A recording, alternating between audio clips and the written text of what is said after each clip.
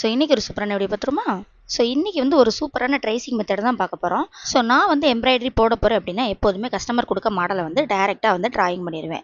So அதுக்காக நான் பெரிய ஆர்டிஸ்ட் அப்படின்லாம் இல்லைங்க. எனக்கு தெரிஞ்ச அளவுக்கு ஒரு ட்ராயிங்கை வந்து நானே வரைஞ்சி ஒரு டிசைன் பண்ணி கஸ்டமருக்கு வந்து கொடுத்துருவேன். ஸோ அப்படி தான் நான் எப்போதுமே எம்ப்ராய்டரி போடுவேன். ஸோ அந்த மாதிரி ட்ராயிங் பண்ணி எம்ப்ராய்டரி போடுறதுக்கு வந்து டைம் ஆகும். ஸோ இப்போ 1 ஹவரில் ஒரு டிசைன் நம்ம முடிக்கிறோம் அப்படின்னா அதில் வந்து ½ அன் ஹவர் வந்து ட்ராயிங்கே போயிடும். ஸோ ½ அன் ஹவர் வந்து நம்ம எம்ப்ராய்டரி போட மாதிரி இருக்கும். ஸோ இதை கம்மி பண்ணுறதுக்காகவே இப்போ ரீசெண்டாக வந்து இந்த ட்ரேசிங் மெத்தட் தான் நான் ஃபாலோ பண்ணிட்டு இருக்கேன்.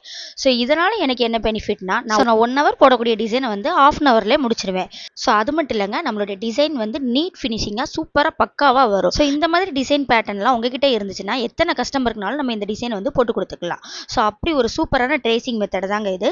ஸோ இதுக்கு வந்து நம்மளுக்கு கார்பன் சீட் தேவையில்லை, ட்ரேசிங் பவுடர் இருந்தால் மட்டுமே போதும்.